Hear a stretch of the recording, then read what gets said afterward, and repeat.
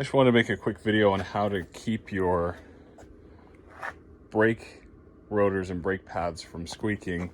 And I just did a service and I made a mistake by getting some of the braking fluid, the hydraulic fluid, onto the rotors and the pads. So I don't know if you can tell there, but it does squeak quite a bit.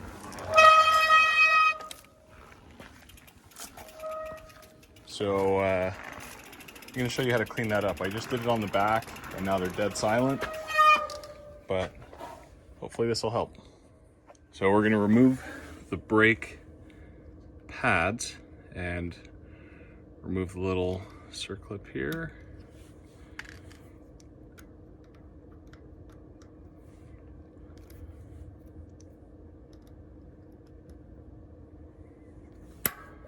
There we go.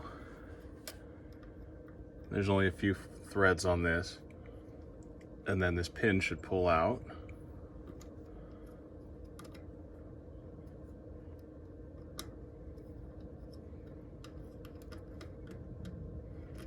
So remove the pin, put it aside, make sure you don't lose it. Those circlips blend into the ground. Now I'm just going to pull a little spring clip and the brake pads. So these have been contaminated. Just because they're shiny doesn't necessarily mean that they're bad, but I know what happened and there's a little bit of fluid on there. It's pretty easy to clean the brake rotors. And so one thing we can do is spray some isopropyl alcohol on there and just rub it down with a shop towel. But the main concern is things getting embedded into the compound that makes up your brake pads. So I'll show you how to clean that up. So I've got all my parts here, and in this cup I have 50% isopropyl rubbing alcohol.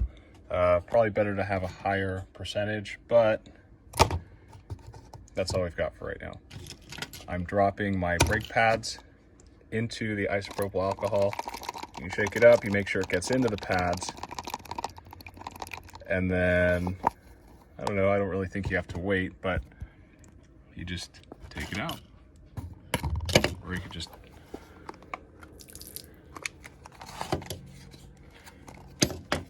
So what we have is alcohol soaking into the pads, and we use isopropyl because in theory it doesn't leave a residue.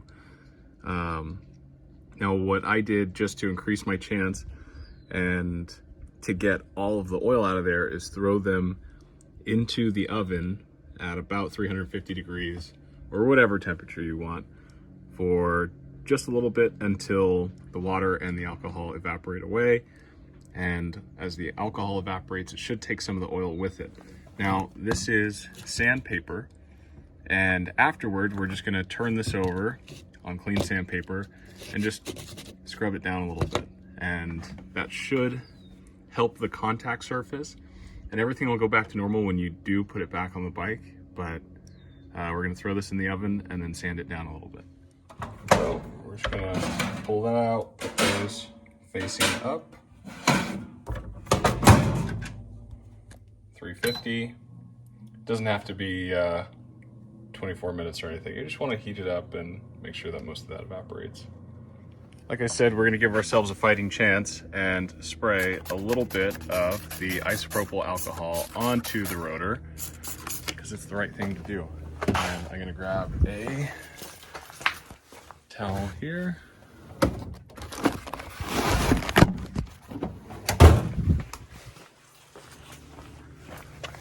We'll just clean this off. This isn't just made up.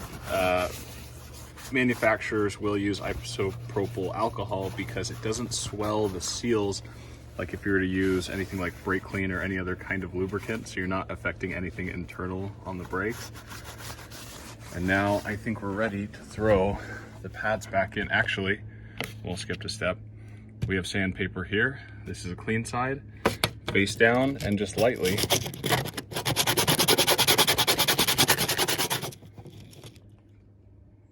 clean that up a little bit. We're gonna do the other one lightly.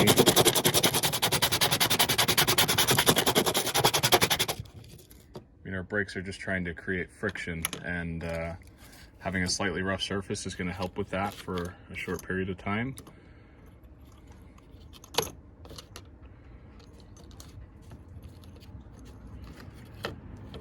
And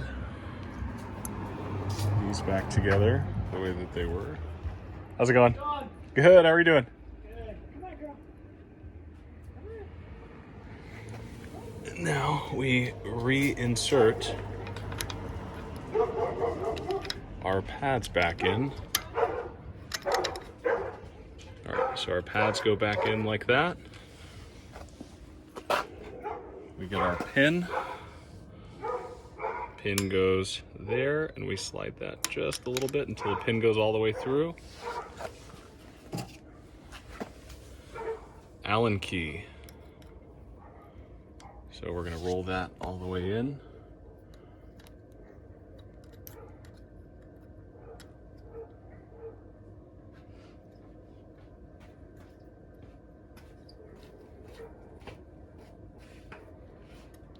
And just snug. I'm not trying to over torque anything. A lot of these parts are aluminum. If you strip them out, you're buying something new. And then we get our little circlip and we put it on the back side. And it should just snap. And then I always put the flat part down, mainly because it's going to resist coming out if it's pressing against the outside of the little piston shell there. And yeah, that should hold it on. All right, so we're all set up. Front works, back works, and now we're gonna test it. Realistically, I'm gonna say that the sanding is the most important part if you think you just got a drop on there. But the rubbing alcohol and heating it up, personally, I think that's a great idea. I mean, you're really getting everything boiled out of there, and you have to do less sanding. So we're riding moderate speed, front brake,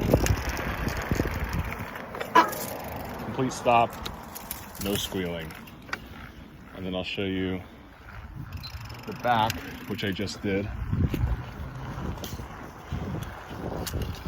We're rolling, back brake, nothing.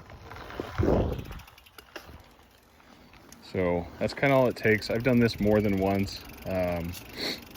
I use a spray as my chain lube, and I would say that I contaminate my brake discs and brake pads fairly frequently, and this has always done the trick.